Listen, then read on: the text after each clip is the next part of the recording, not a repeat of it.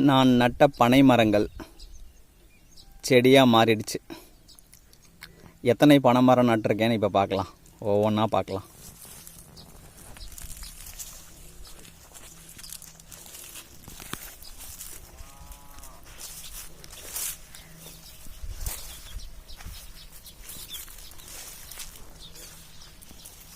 ரெண்டாவது பனை மரம்,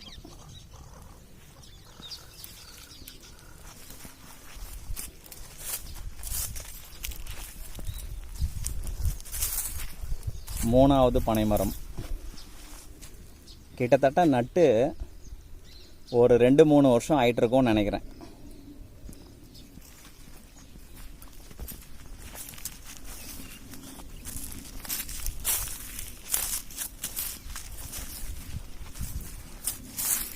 நாலாவது பனை மரம்,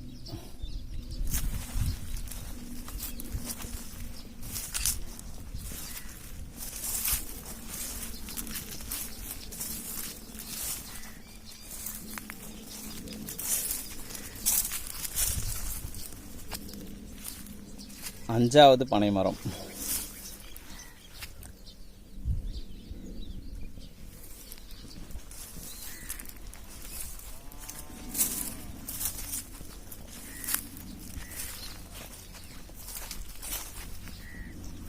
ஆறாவது பனை மரம், பக்கத்திலேயே 7வது பனை மரம்,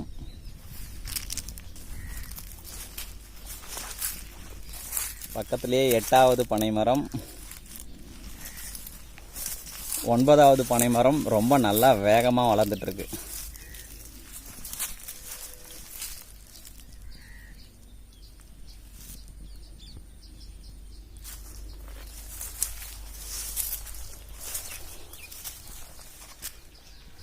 பத்தாவது பனை மரம், இதுவும் நல்லா வேகமாக நல்லா உயரமாக வளர்ந்துட்டுருக்கு. இது எல்லாமே நான் நட்டது என் கையால். இந்த மரத்துலேருந்து விழுந்த பனம்பழத்தை எடுத்து இந்த வரப்பை சுற்றி நட்டேன். இங்கே ஒன்று முளைச்சி வருது, அதை பார்க்காம விட்டுட்டோமே. இதோ ஒன்று சின்னதாக வருது. 11வது. எந்த மரத்துலேருந்து இந்த பனம்பழத்தை எடுத்து நட்டேன்றதை இப்போ பார்க்கலாம்.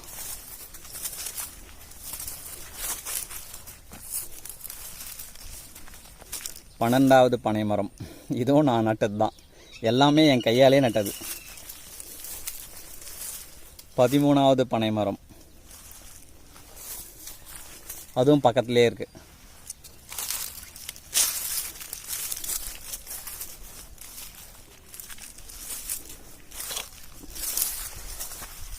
14வது பனை மரம் கொஞ்சம் மெதுவாக வளருது. 15வது பனை மரம் நல்லா வளருது. 16வது பனை மரம், இதுவும் நான் நட்டது தான். இப்போ இதுக்கு பக்கத்தில் இருக்கிற இந்த பனை மரம்லாம் இதெல்லாமே தானாக இந்த பனை மரத்துலேருந்து விழுற பழத்தில் முளைச்சது. இதெல்லாம் நான் நட்டதில்லை. இதெல்லாம் அந்த மரம் பக்கத்துலேயே இருக்கிறதுனால அந்த மரத்துலேருந்து விழுந்த பழத்தில் முளைச்சது. இது 16, 17 இந்த பழம்லாம் கீழே மரத்துலேருந்து கீழே கொட்டியிருக்கு. இந்த பனம்பழத்தை எடுத்து தான் நான் நட்டேன். எவ்வளோ பழம் கீழே கொட்டியிருக்கு பார்த்தீங்களா? நிறைய பழம் கீழே கொட்டியிருக்கு. இந்த பழத்தை எடுத்து தான் நான் இந்த வரப்பில் எல்லாத்தையும் நட்டு வச்சேன். இதுதான் அந்த மரம். இப்பயும் இந்த மரத்தில் நிறைய பனம்பழம் இருக்குது. இப்பயும் இந்த மரத்தில் நிறைய பனம்பழம் இருக்குது.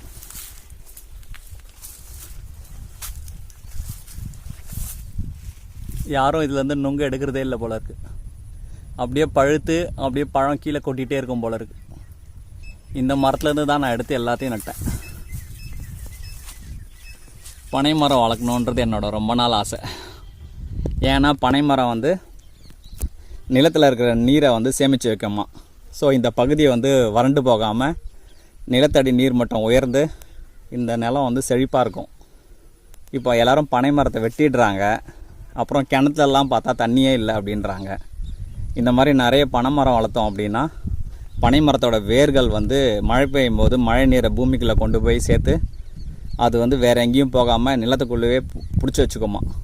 ஸோ நிலத்தடி நீர் மட்டும் இங்கேயே இருக்கும், இந்த நிலப்பரப்பு ஃபுல்லாக செழிப்பாக இருக்கும். அதுக்காக தான் நான் இவ்வளோ பனை மரத்தை நட்டேன். இந்த தகவல்கள்லாம் நான் ஏற்கனவே ஒரு புக்கில் படிச்சிருக்கேன். இங்கேயும் ஒரு பனை மரம் முளைச்சி வருது. அப்புறம் இங்கேயும் பக்கத்தில் ஏதோ வேப்ப மரம் இருக்குது, இங்கே ஒரு வேப்ப மரம் இருக்குது. அப்புறம் நிலத்தில் வேர்க்கடலை போட்டிருக்காங்க. அதுக்கு பக்கத்துலேயே ஒரு பனை மரம் இருக்குது. அந்த பனை மரத்தில் அப்படியே சேர்த்தாம்பல ஆலமரமும் சேர்ந்து வளருது சாப்ரோஃபைட்ஸ். இதை வந்து சாப்ரோஃபைட்ஸ்ன்னு சொல்லுவாங்க இங்கிலீஷில்.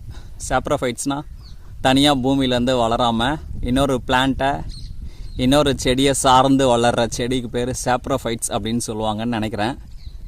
அந்த சாப்ரோஃபைட்ஸ்ன்னு சொல்கிற மாதிரியே பனை மரமா அரச மரமானு தெரியல, அந்த பனை மரத்துலேயே ஒரு மரமும் சேர்ந்து வளருது.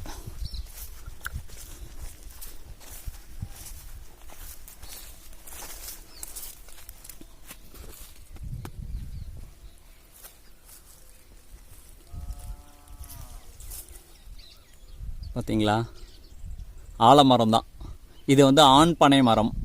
இந்த ஆண் பனை மரத்துலேயே இந்த ஆலமரமும் சேர்ந்து வளருது.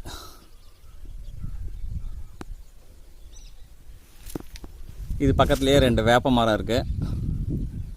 வேப்ப மரம் உடம்புக்கு ரொம்ப நல்லது. அதை கண்ணில் ஏதாவது ப்ராப்ளம் இருக்கவங்க வேப்ப மரத்தை தொடர்ந்து 1 மணி நேரம் பார்த்துட்டே இருந்தோம் அப்படின்னா கண்ணில் இருக்க நோய்கள், கண்ணில் இருக்க குறைகள், கண்ணில் இருக்க ஏதாவது பிரச்சனைகள் எல்லாம் சரியாயிடும் அப்படின்னு சித்த மருத்துவ குறிப்பில் சொல்கிறாங்க.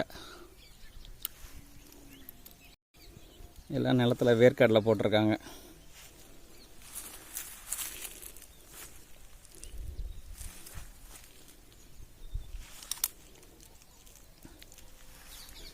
இது வந்து கொடிக்கலிக்கா மரம் அப்படின்னு சொல்லுவாங்க, கொடுக்காப்புளி மரம் அப்படின்னு சொல்லுவாங்க. இப்போ இந்த மரத்தை அவ்வளோவா பார்க்கவே முடியல, எங்கேயும் நம்ம ஊர்லலாம் அவ்வளோவா பார்க்கவே முடியல. இப்போ இந்த மரம் வந்து ரொம்ப ரேர் ஆகிடுச்சு. இந்த மரம் இருந்தால் நிறைய கிளிங்கள், பச்சைக்கிளி, பறவைகள், புறாக்கள், காகங்களுக்கு கூட வந்து நிறைய உணவு தரும். இது குறிப்பாக எப்போனா கோடை காலங்களில் இதில் கிடைக்கிற பழம் வந்து நிறைய பறவைங்களுக்கு வந்து உணவாக இருந்தது. நான் சின்ன வயசில் இருக்கும்போது இந்த ஊர்லேயே நான் நிறைய இந்த கொடுக்காப்புளி மரம் பார்த்துருக்கேன். ஆனால் இப்போது இந்த மரத்தை பார்க்கவே முடியல, எங்கேயாவது 1-2 தான் பார்க்க முடியுது. ரொம்ப அதிசயமான மரமாக மாறிடுச்சு. இதுதான் அந்த கொடுக்காப்புளி மரம். இங்கே ஒன்று இருக்குது, பக்கத்துலேயே இங்கேயும் ஒன்று வளருதுன்னு நினைக்கிறேன். இதுதான் அந்த கொடுக்காப்புளி மரம்.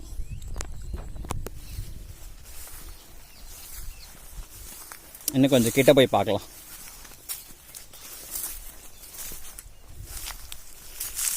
இங்கே பார்த்தீங்களா, ஒரு குருவி உட்காந்துட்டுருக்கு. அதுக்கு பேர் ரெட்டைவால் குருவின்னு சொல்லுவாங்க. அந்த ரெட்டைவால் குருவி, அப்புறம் நிறைய மஞ்சள் சிட்டுக்குருவிங்க,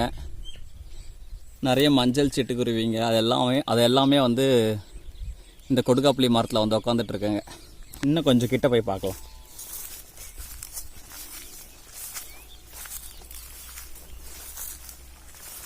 இங்கே பாம்புலாம் இருந்தாலும் கொஞ்சம் ஜாக்கிரதையாக போய் பார்க்கணும். இங்கே பார்த்தீங்களா, சிட்டுக்குருவி, நிறைய சிட்டுக்குருவி, அப்புறம் இந்த ரெட்டைவால் குருவி, பக்கத்துலேயே பனை மரமும் சேர்ந்து வளருது. எங்கெல்லாம் பனை மரம் வளருதோ அதுக்கு பக்கத்தில் இருக்கிற மரங்கள் வந்து ரொம்ப வேகமாக வளர்ந்துடும்.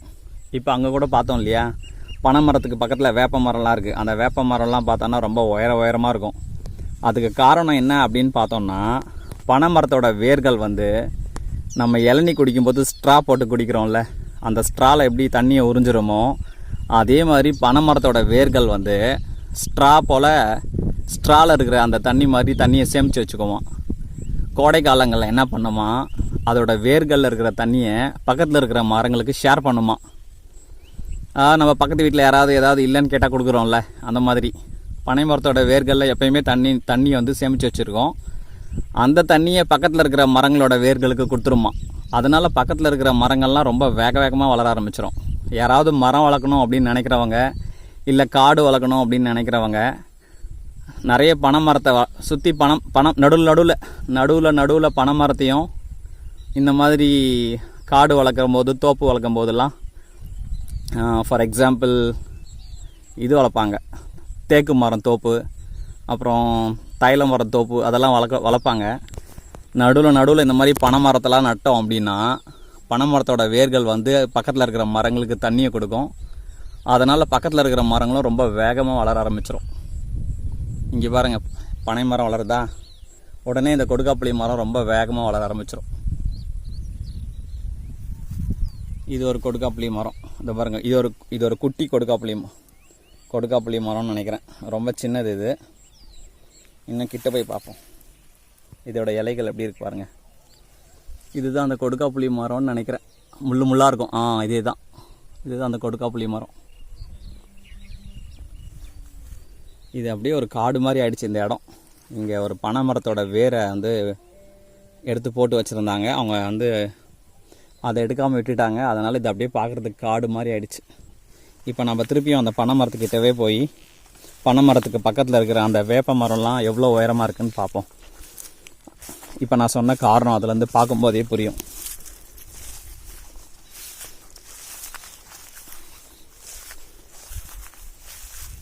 இங்கே பார்த்தீங்களா, அந்த குருவி இன்னும் இங்கேயே இருக்குது. இந்த ரெட்டைவால் குருவி இங்கேயே இருக்குது. கிட்ட போய் எடுத்து பார்ப்போம். போகாமல் இருந்தால் நல்லாயிருக்கும். ஒருவேளை இங்கே எதாவது கூடு கட்டி வச்சுருக்கோம் என்னமோ. பார்த்தீங்களா, இதான் ரெட்டைவால் குருவி தனியாக இருக்குது. நம்ம பார்த்து பயப்படவே மாட்டேங்குது.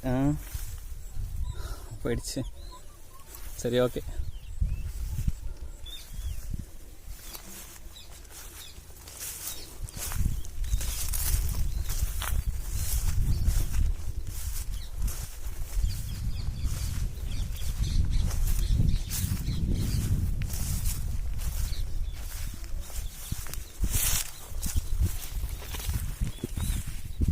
இங்கே பார்த்தீங்களா, பனை மரத்துக்கு பக்கத்தில் இருக்கிற மரங்கள்லாம் உயரமாக சீக்கிரமாக வளர்ந்துடும். இங்கே பாருங்கள், தண்ணியே இல்லைனாலும் சரி, நீங்கள் எங்கேயாவது ஊரில் போகும்போது பார்த்தீங்கன்னா தெரியும், எங்கெங்கெல்லாம் பனை மரம் இருக்கோ அது பக்கத்தில் இருக்கிற மரங்கள்லாம் ரொம்ப உயரமாக வளர்ந்துடும். அதுக்கு காரணம் என்ன அப்படின்னா, இந்த பனை மரத்தோட வேர்கள் நீரை சேமித்து வச்சுக்கும். அதில் இருக்கிற அந்த தண்ணியை பக்கத்தில் இருக்கிற மரங்களுக்கு அது ஷேர் பண்ணிகிட்டே இருக்குமா. அதனால் பக்கத்தில் இருக்கிற மரங்கள் வந்து ரொம்ப ஈஸியாக, அதாவது ஒரு வேலையும் செய்யாமல் தானாகவே வந்து ஃபாஸ்ட்டாக வளர்ந்துடும். சும்மா ஒரு எக்ஸாம்பிளுக்கு சொன்னேன்.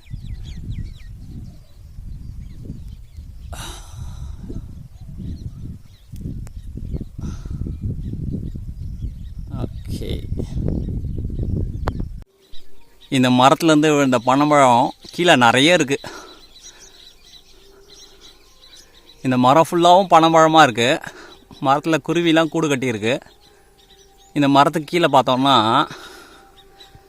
யாருமே இந்த மரத்துலேருந்து நுங்கு எடுக்கல போல இருக்கு. எவ்வளோ பழம் பாருங்கள். கீழே எல்லாத்தையும் எடுத்து ஒன்றா வச்சு வீடியோ எடுக்கிறதுக்காக இந்த மாதிரி எடுத்தேன்.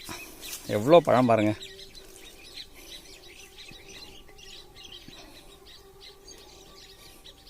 இதிலேருந்து தான் இந்த செடிலாம் வளரும். இதெல்லாம் எடுத்துகிட்டு போய் நிறைய ஏரிக்கரை, நம்ம ஊர்லலாம் ஏரிக்கரைலாம் இருக்குது.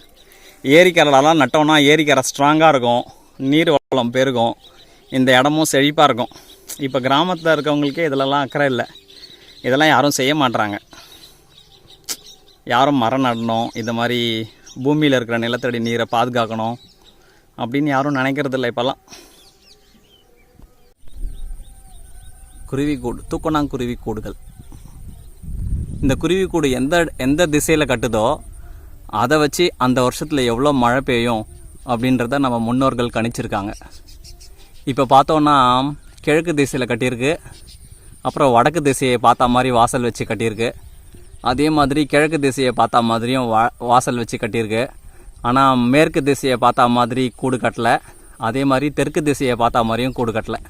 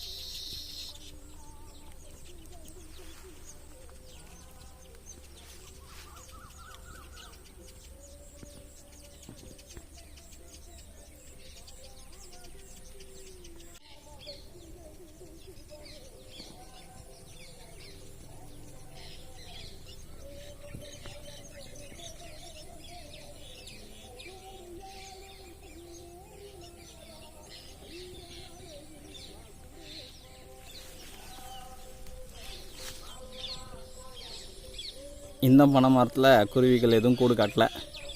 ஏன்னு தெரியல. ஒரு பனை மரம் எப்பயுமே இந்த பனை மரத்தில் மட்டும்தான் குருவிகள் கூடு கட்டுது. நான் நிறைய வாட்டி பார்த்துருக்கேன், பல வருஷமாக பார்த்துட்ருக்கேன். இந்த பனை மரத்தில் மட்டும்தான் குருவியும் கூடு கட்டுது. நான் இங்கே வரும்போதெல்லாம் பார்த்துருக்கேன். அதுக்கு என்ன காரணம்னே தெரியல. அதுவும் ஆண் பனை மரம் தான்.